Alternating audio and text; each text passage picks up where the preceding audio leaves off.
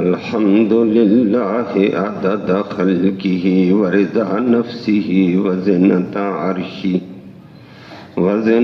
عرشه ومداد كلماته والصلاة والسلام على صفوة رسله وخير خلقه محمد وآله وصحبه. أما بعد فأعوذ بالله من الشيطان الرجيم. بسم الله الرحمن الرحيم. ألف لام ميم را تلك آيات الكتاب والذي أنزل إليك من ربك الحق ولكن أكثر الناس لا يؤمنون. الله الذي رفع السماوات بغير عمد ترونها ثم استوى على العرش وسخر الشمس والقمر كل يجري لأجل مسمى يدبر الأمر يفصل الآيات لعلكم بلقاء ربكم توقنون. صدق الله العلي العظيم وبلغنا رسوله النبي الأمي الكريم.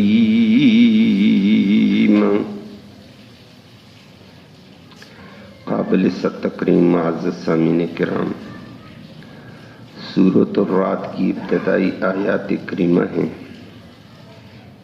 ابتدا میں رب کریم نے قرآن کی اور محمد کریم صلی اللہ علیہ وسلم کے فرمان کی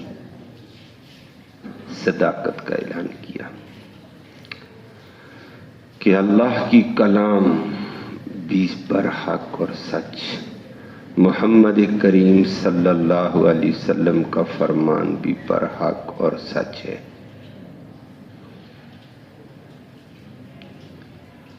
دوسرے نمبر پر پھر رب کریم نے اپنی توحید اور یکتائی کے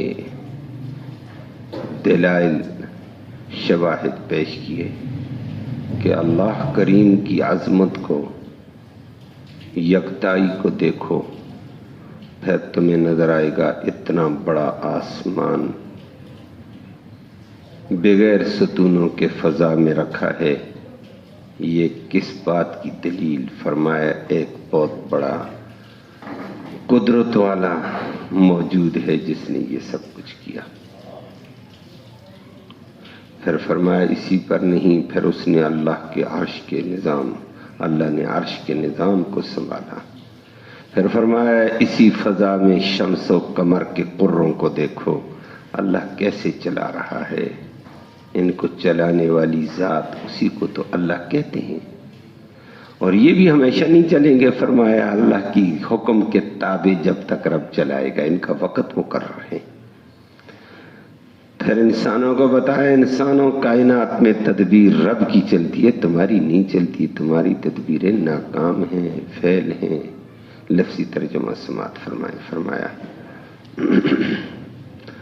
الف لام میم را، یہ حروف مقطعات ہے. پہلے کئی دفعہ ذکر ہوا. ان کی مراد اور معنی کو صرف اللہ ہی جانتا ہے اور کوئی نہیں جانتا ہے. آگے فرمایا قرآن کی عظمت کا ذکر کر کے تلک آیات الکتاب، یہ ہیں عظیم کتاب کی آیتیں. نمبر 2 والذی، اور وہ انزل جو اتاری گئی الیک آپ کی طرف، من ربک تیرے رب کی طرف سے، الحق وہ بھی سچ ہے. یہ آیتیں بھی برحق اور سچ.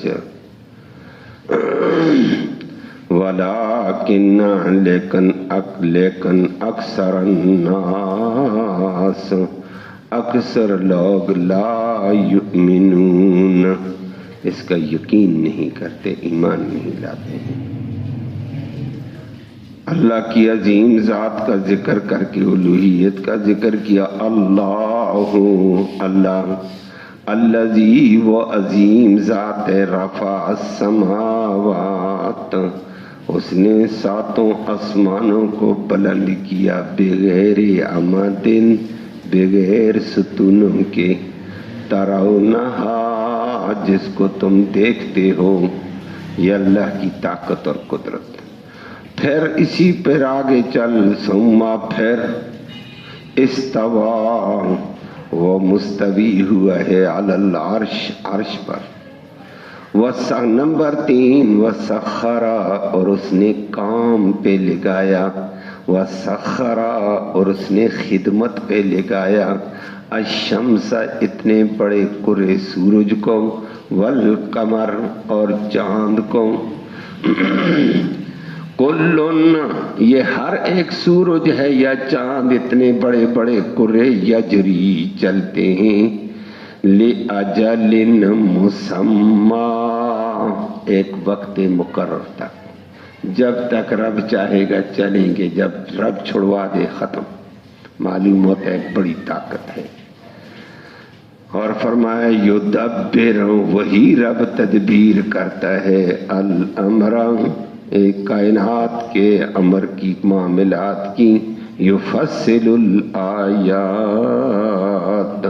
وہ تفصیل سے بیان کرتا ہے اپنی آیتوں کو، لعلکم تاکہ تم لوگ بلقاء ربکم اپنے رب کی ملاقات کے توقنون یقین کرنے والے. اللہ ہم سب کو یقین نصیب فرمائے.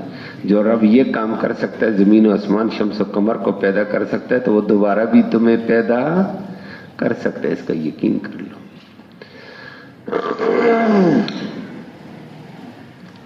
سورۃ الرعد ہے، آگے چل کر آیت کریمہ میں آئے گا.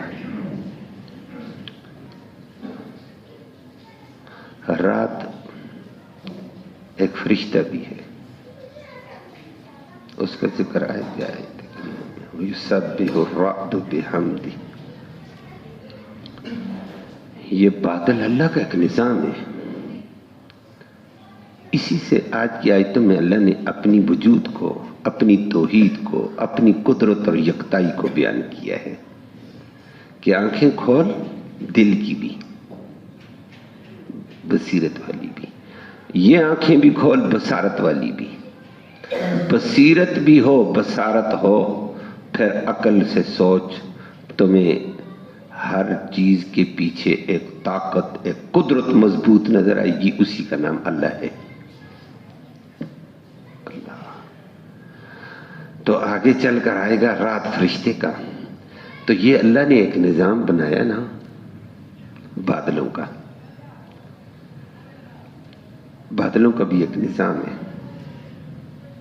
اور ان بادلوں کو کنٹرول کرنے والے فرشتے ہیں. وہ اللہ کے حکموں کے مطابق بادلوں کو کبھی ادھر لے جاتے ہیں، کبھی ادھر، اللہ کے حکم سے. کبھی وہ اللہ کا حکم ہوتا ہے برسا دو، برس جائیں بادل. کبھی کبھی وہ ہوا تیز دھند کے ساتھ لے کر دور لے کر چلے جاتے ہیں. بادل ادھر، برسے جا کر کہیں اور. یہ بادل ہے. یہ کنٹرول فرشتوں کے پاس اللہ نے دے دیا، اور اللہ نے ان فرشتوں کو حکم کرتا رہتا. اللہ ان فرشتوں کا نگران رات فرشتہ ہے. اور اللہ نے اس کا ذکر کر کے فرمایا اتنے بڑے بادل پوری دنیا کو سیراب کرتے ہیں. کبھی سمندر بنے ہوئے، سمندر فضا میں، سمندر بحر منجمد. فرمایا یہ سمندر بادلوں کا کبھی ادھر دوڑ رہا ہے، کبھی ادھر. اللہ کہتے ہیں بتاؤ یہ کس کا نظام ہے. اور ان کو کبھی بارش کے فرشتوں کو وہ فرشتہ رات ادھر ادھر حکم دیتا ہے.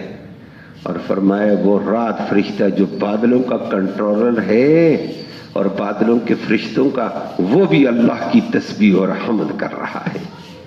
لیکن انسانوں تم اس اللہ کی حمد اور ثنا میں کمی کرتے ہو. اللہ ہم سب کو محفوظ فرمائے. یسبح الرعد بحمد ربی.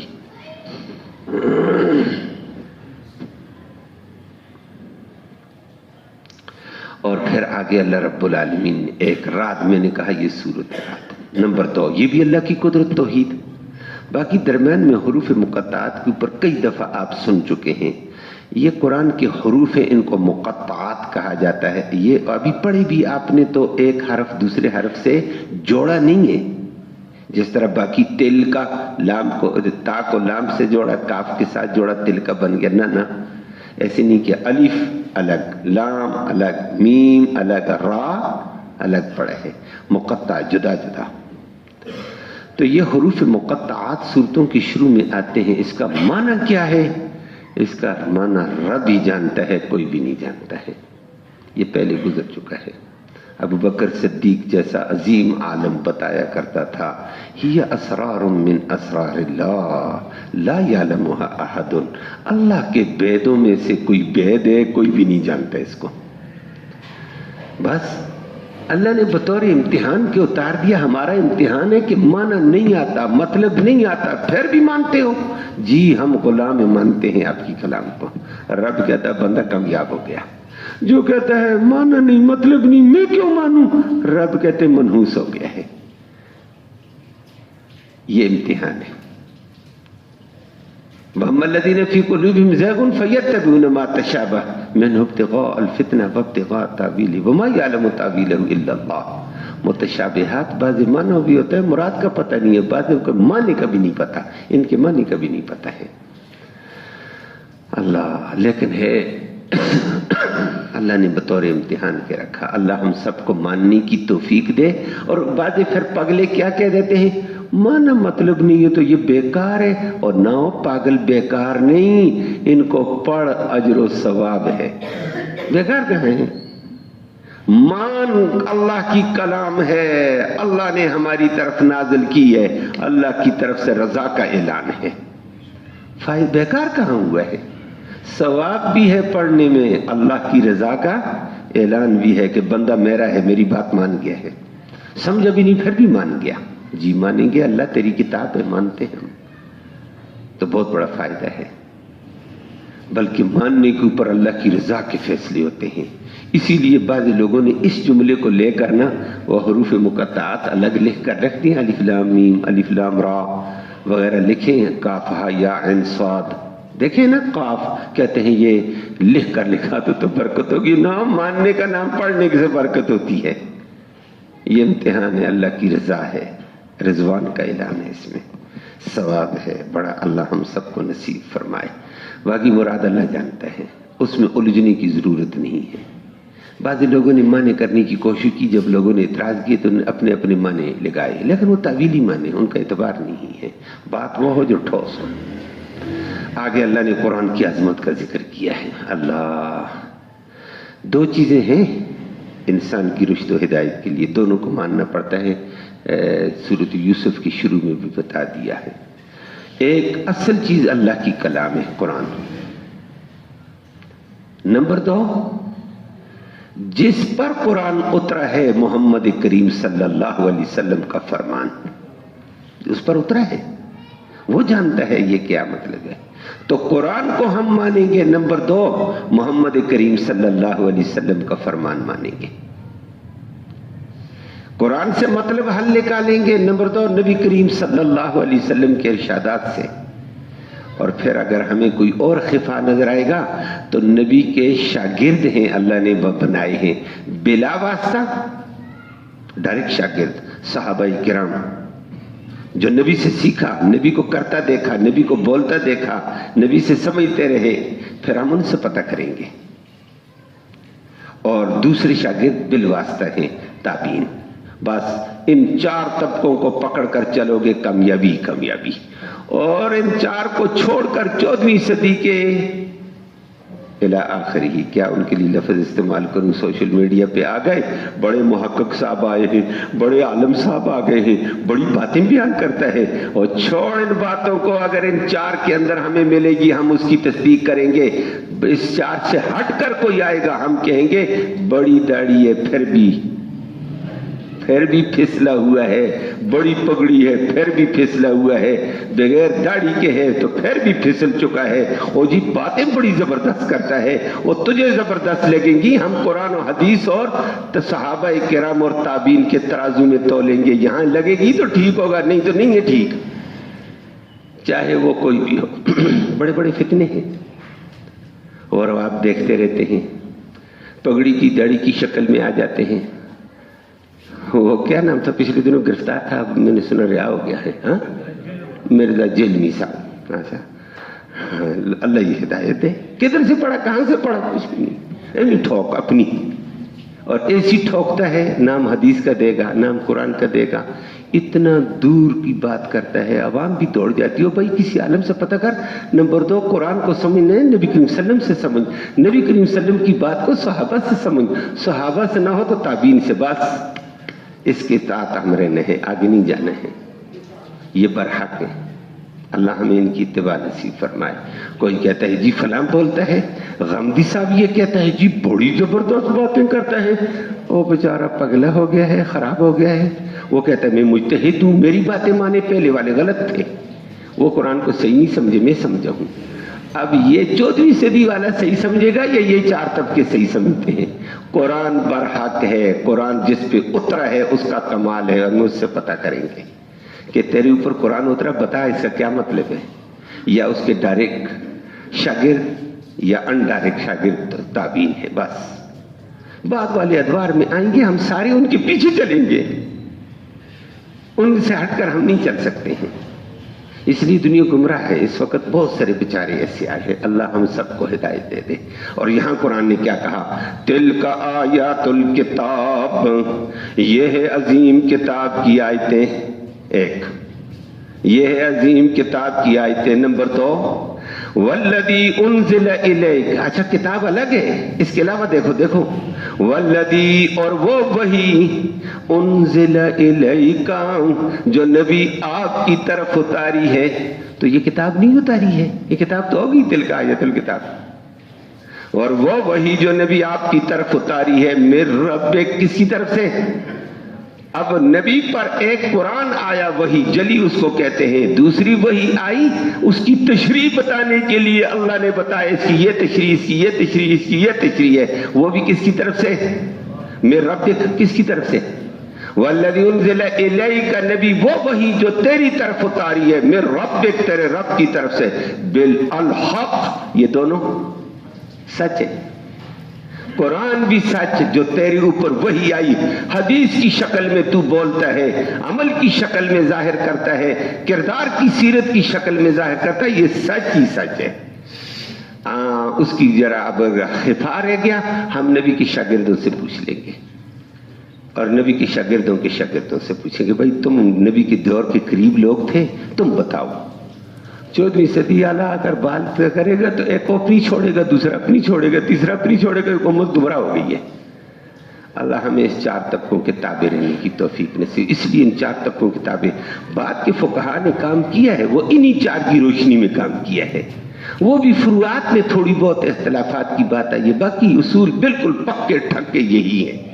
وہ فروعات علماء سمجھتے ہیں، عوام نہیں سمجھتی، عوام بیچاری ویسے الجھتی رہتی ہے، کبھی یہ کیوں تو یہ کیوں، یہ کیوں کو سمجھنے کے لیے 10 سال مدرسے کے اندر رگڑا کھانا پڑتا ہے۔ کبھی کبھی 1-2 ساتھی ہیں، اس دن بھی ایک بات پوچھنے لگا، یہ کیوں مجھے نہیں سمجھ آئی ہے، یہ کیوں مجھے نہیں سمجھ آئی۔ اب میں چپ ہو گیا تھوڑی دیر کے لیے، یا اللہ اس کو کیا کہوں۔ کہنے والا تھا کہ حضرت اس کو سمجھنے کے لیے، گہرائی میں اترنے کے لیے تھوڑا سا رگڑا کھانا پڑتا ہے، اتنی جلدی نہیں سمجھ آتا ہے ہر بندے کو۔ میری بات سمجھ آئی نا؟ ہر بات تو نہیں سمجھ آتی بھائی، بعض باریکیاں ایسی ہیں وہ علماء سمجھتے ہیں، اور کیوں سمجھتے ہیں؟ انہوں نے رگڑا کھایا ہوا ہے، وہ اصول قرآن و حدیث کے اصولوں کو جانتے ہیں، وہ اس کے مطابق ہوتا ہے۔ اللہ ہم سب کو ہدایت دے دے۔ تو فرمایا یہ، تو اب اگلی بات سنو پھر، تو قرآن بھی سچا، نبی کی وحی بھی سچی، اور یہاں وحی کا ثبوت ہے، والذی انزل الیک من ربک، یہ وحی جو نبی پر آتی تھی، جو نبی زبان سے اظہار کرتے تھے، عمل سے اظہار کرتے تھے، کردار سے اظہار کرتے تھے، الحق، یہ سچ ہے۔ بہت سارے طبقے کہتے ہیں میں قرآن مانتا ہوں، حدیث نہیں مانتا ہوں، حدیث کہاں سے آئی ہے؟ قرآن کہاں سے آیا ہے؟ پاگل، قرآن بھی اللہ نے بھیجا ہے، وہ وہی جلی ہے، اس کا انداز اتارنے کا اور تھا۔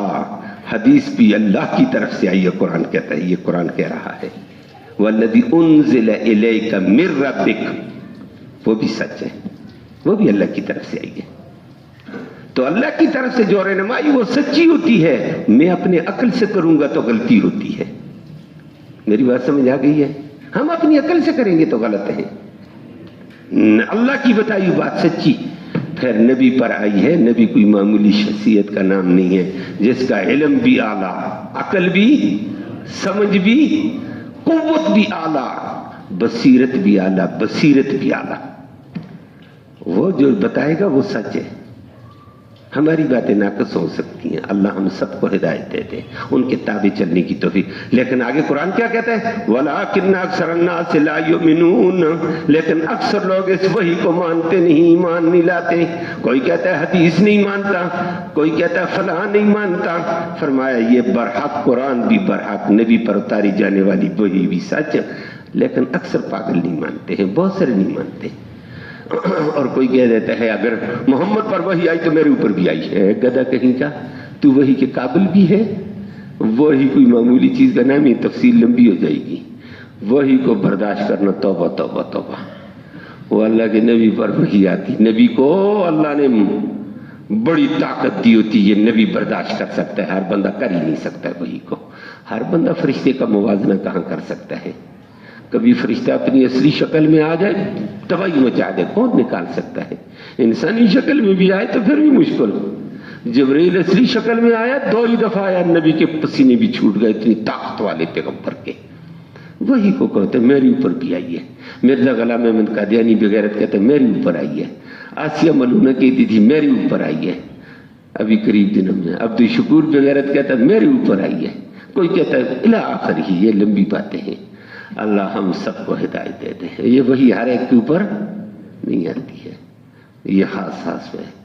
آگے اللہ نے اپنی توحید اور قدرت کا ذکر کیا ہے، بتایا یہ قرآن اور وحی کی صداقت بیان کی ہے، حدیث کی۔ آگے اللہ نے اپنی الوہیت بتائی، توحید اور اپنا وجود بتایا۔ اللہ کے وجود کا بھی انکار کرتے اور اس وقت بہت زیادہ ہے۔ کہتا میں اللہ کو مانتا ہی نہیں، کہاں ہے؟ دیکھا ہی نہیں ہے۔ تو دیکھ کہاں سکتا ہے؟ اللہ کو دیکھنے، اللہ کی قدرت کی شاہکار دیکھ، اللہ نظر آئے گا۔ اللہ نے فرمایا دیکھو اللہ الذی رفع السماوات بغیر عمد ترونہا، اللہ وہ عظیم ذات ہے جس نے 7 آسمان بنا کر بلند کر دیے فضا میں، رفع، 7 آسمان بنائے۔ مٹیریل کہاں تھا؟ کہیں بھی نہیں تھا۔ اور آلہ کہاں؟ کون سی مشین تھی؟ نہیں ہے۔ نقشہ کہاں تھا؟ واہ توبہ توبہ توبہ، فرمایا اتنا بڑا آسمان بنایا، یہ بنانا بتاتا ہے کہ وہ کوئی عظیم طاقت اور قدرت ہے۔ بغیر مٹیریل کے بنا گیا۔ باقی کاریگر دنیا میں جتنے ہوتے ہیں، مٹیریل 2 تو چیز بنتی ہے۔ اگر میں بھی کسی کو کہوں مجھے پھٹا اس طرح کا بنا کر دو، وہ کہے گا مٹیریل دے دو۔ نہ بغیر مٹیریل کے بناؤ، ملتا نہیں ہے مٹیریل، بغیر مٹیریل کے کیسے بنائے گا؟ مٹیریل ضروری ہے۔ لیکن اللہ نے بڑی طاقت ہے، توبہ، بغیر مٹیریل، بغیر آلے کے، بغیر نقشے نمونے کے بنا کر فرمایا وہ بھی کہاں رکھا ہے؟ رفع، اوپر اٹھایا سب کی آنکھوں کے سامنے۔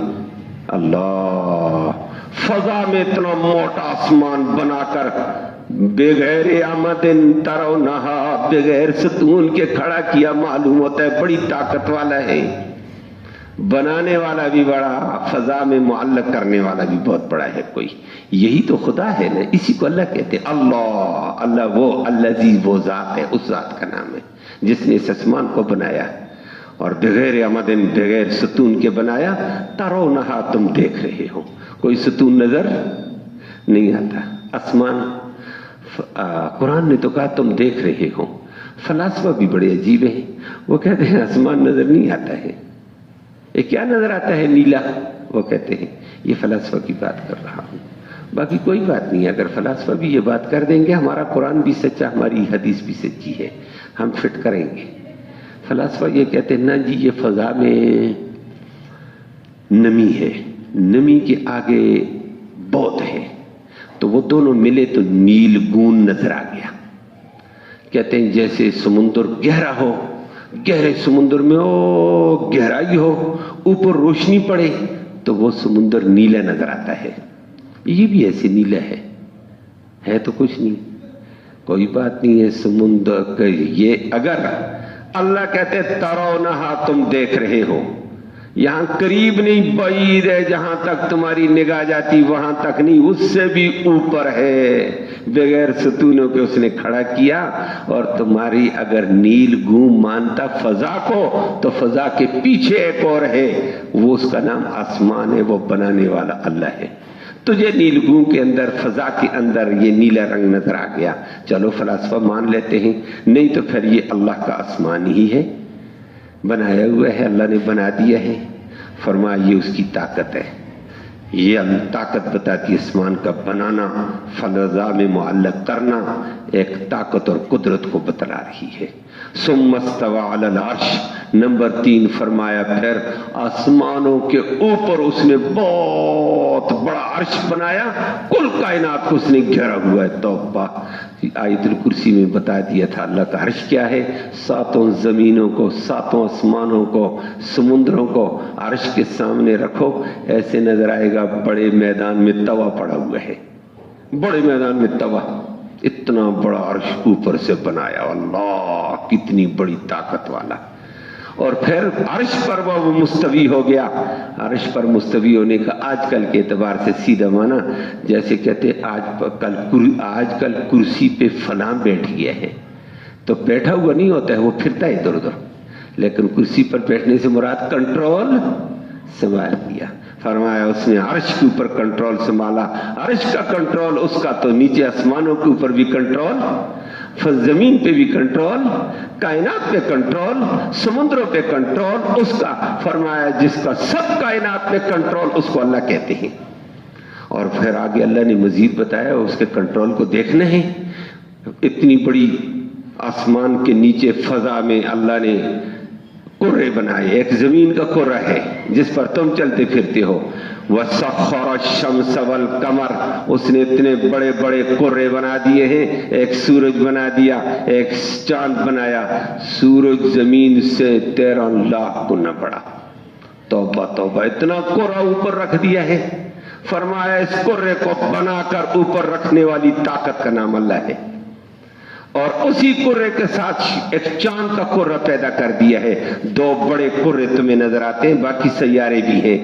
اور قرآن دوسری جگہ ذکر کرتا ہے، فرمایا یہ اپنی ترتیب سے چل رہے، سخرا، اللہ نے خدمت پہ لگایا چاند کو، کہا فلاں وقت پہ جا، ایسے نمودار ہو، فلاں علاقے میں چاندنی پھیلا، پیچھے سورج کو کہا تو فلاں علاقے میں شمسی توانائی پھینک، دونوں اپنی اپنی کام پہ لگے ہوئے، کام پہ لگانے والے کا نام اللہ ہے۔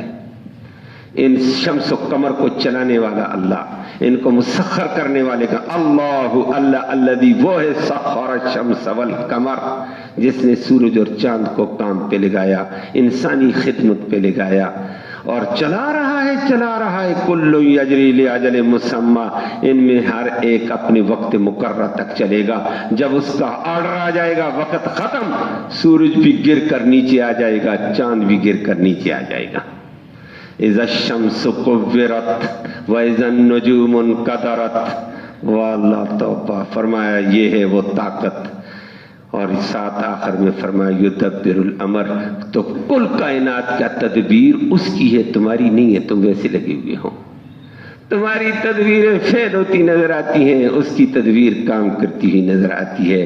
کل کائنات میں تدبیر اس کی، بارش برساؤں نہ برساؤں اس کی تدبیر، کتنی برسائیں اس کی تدبیر، کس علاقے میں برسائیں اس کی تدبیر، سیلاب کہاں تباہی کا لائیں اس کی تدبیر، نفع والی بارش دے کر غلہ دیں اس کی تدبیر، اناج بڑھا دیں اس کی تدبیر۔ یہ تو بارش کے اعتبار سے، کل کائنات کے اعتبار سے اسی کی تدبیریں چلتی ہیں، اگر وہ نہ چلائے تو کچھ بھی نہیں، انسانوں کی تدبیریں فیل ہیں، ان کی سوچ فعل ہے، ان کا سب کچھ نظام فعل ہے. یدبر الامر یفصل الآیات لعلکم بلقاء ربکم توقنون. اللہ نے اپنی آیتوں کی تفصیل کی تاکہ تمہیں پتہ چلے وہ آسمان بنا سکتا ہے، شمس و قمر بنا سکتا ہے، اور کل کائنات بنا کر عرش سجا سکتا ہے، تو وہ تمہیں بھی دوبارہ زندہ کر کے حساب لے سکتا ہے. بلقاء ربکم توقنون، اللہ کی ملاقات کا یقین کرو، اور یہ مت کہو میں نہیں مانتا ہوں، میں کیسے مانوں. کیسے مانوں؟ ایسے جس نے تجھے پیدا کیا اس کے سامنے حساب کے لیے جانا ہے. جس نے شمس و قمر پیدا کیا حساب وہاں ہوگا، تدبیریں اس کی چلتی ہیں. اللہ ہم سب کو اللہم صلی وسلم دائما ابدا علی حبیبک خیر الخلق کلہم. یا اللہ تو رحمت کے فیصلے فرما، کوتاہیوں کو معاف فرما، صغیرہ کبیرہ گناہوں کو معاف فرما، دونوں جہانوں کی خیر نصیب فرما، شر سے محفوظ فرما، امن نصیب فرما، عافیت کی صورتیں پیدا فرما، رحم کا معاملہ فرما دے، کرم کے فیصلے فرما دے. یا اللہ ہمارا یہ بیٹھنا، یہ سننا سنانا اپنی جناب میں قبول فرما. اس سننے سنانے کا سال ثواب اور ہمارے اعزاء اقارب جو قریب اور بعید زمانے میں فوت ہو چکے ہیں، یا اللہ ان کی روح کو اس کا ثواب پہنچا دے. یا اللہ ان کی مغفرت فرما، بیماروں کو اپنے فضل سے شفا نصیب فرما. بھائی یمین کے لیے دعائیں کرتے تھے، آج ماشاءاللہ درس میں آ گیا. کل بھی میں نے کہا اسپتال سے تو آ گیا، اللہ کرے درس میں آ جائے. وہ آج آ گئے ہیں، اللہ ان کو مزید صحت عطا فرمائے. بھائی عمران قریشی صاحب بیمار ہیں، بڑے دنوں کے بعد وہ بھی آج درس میں آ گئے ہیں. دعا فرمائے اللہ ان کو بھی مزید صحت عطا فرمائے. اللہ عافیت والی صورتیں سب کو نصیب فرمائے، پریشانیوں سے اللہ سب کو بچائے. اللہ حاضرین مجلس کی نیک مرادیں پوری فرما، نیک ارادوں میں کامیابی نصیب فرما، حلال کی روزی نصیب فرما، حرام سے محفوظ فرما، ہر فتنے، ہر شر سے، ہر مصیبت سے، آفات سے، بلیات سے یا اللہ محفوظ فرما. اپنی ذاتی کبریائی کا امن نصیب فرما دے. جب تک زندہ رہیں قرآن کے ساتھ وابستگی نصیب فرما، قرآن کا حق ادا کرنے کی، اس کے جملہ تقاضے پورے کرنے کی توفیق نصیب فرما. مرتے وقت کلمہ ایمان نصیب فرما. آخرت میں اس قرآن کی محمد کریم صلی اللہ علیہ وسلم کی شفاعت نصیب فرما. صلی اللہ تعالی علی خیر خلقہ محمد وآلہ وصحبہ اجمعین. آمین یا رب العالمین.